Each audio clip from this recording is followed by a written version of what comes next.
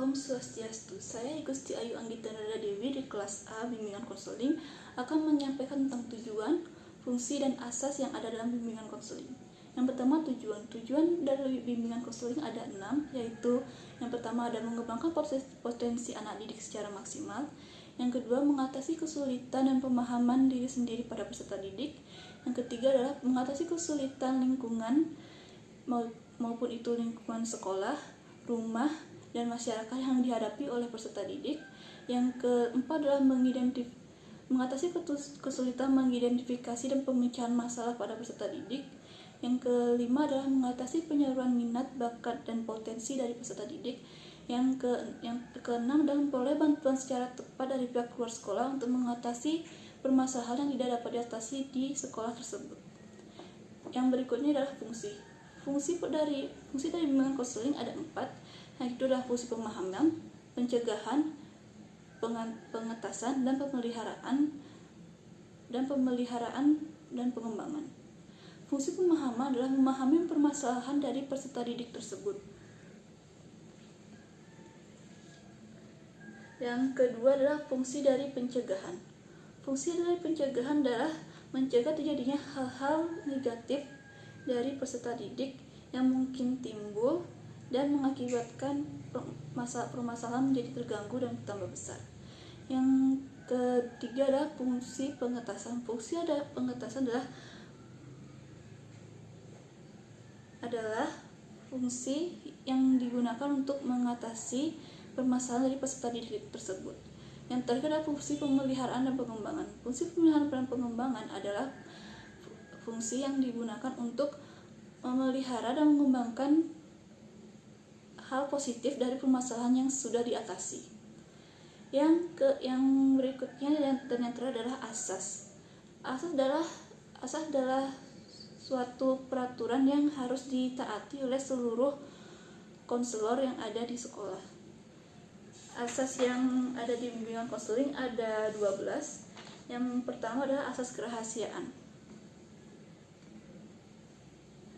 Asas kerahasiaan adalah asas yang dimana seorang konselor harus menyimpan data dan permasalahan dari peserta didiknya. Dalam hal ini, konselor tidak boleh membocorkan atau menyebarluaskan permasalahan yang dialami oleh peserta didik tersebut. Yang kedua adalah asas kesukarelaan. Asas kesukarelaan adalah asas yang dimana seorang konseli atau peserta didik merasakan seorang konseli atau peserta didik yang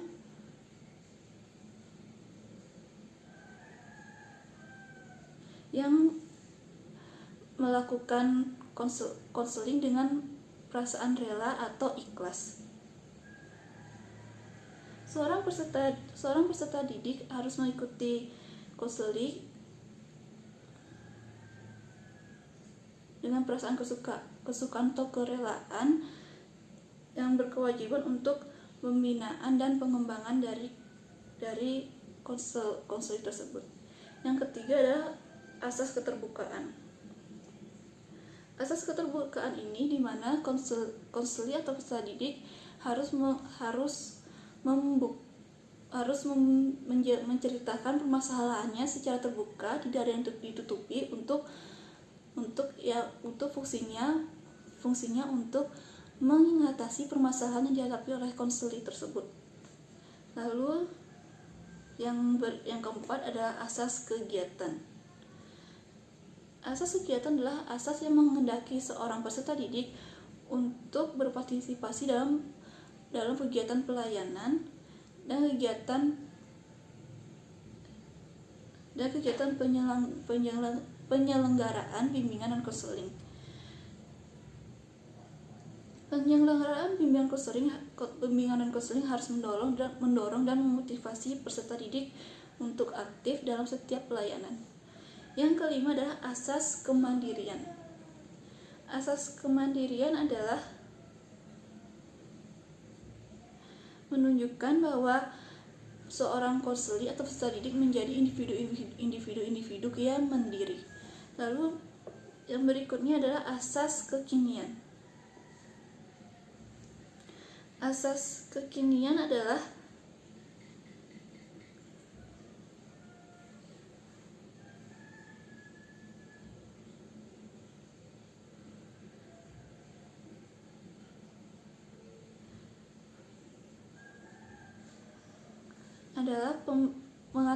mengatasi permasalahan dari seorang konselor yang dihadapi dalam kondisi yang sekarang, namun juga melihat dari kondisi dari masa lalu konselor dan permasalahan sekarang.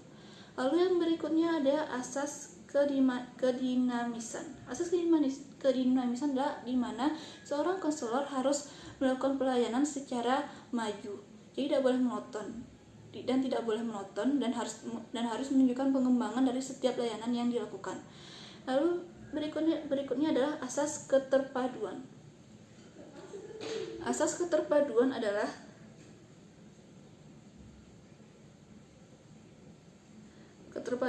asas yang dilakukan pelayanan dan bimbingan konseling kepada guru sehingga guru pembimbing tersebut dapat membantu pihak lain yang dimana pihak lainnya adalah peserta didik. Lalu berikutnya adalah asas kenormatifan. Asas kenormatifan adalah asas yang dimana seorang konselor harus melakukan layanan bimbingan konseling di bawah norma-norma yang ada, yaitu ada istiadat, agama, dan berikutnya ada hukum, peraturan, dan kebiasaan-kebiasaan yang berlaku di masyarakat. Dan yang berikutnya adalah asas keahlian. Di mana asas ini adalah seorang konselor harus ahli, di mana proses melakukan konselor ini harus dilakukan oleh seorang ahli, yaitu seorang konselor. Yang berikutnya adalah asas alih tangan kasus. Asas alih tangan kasus ini di mana seorang konselor yang tidak dapat mengatasi atau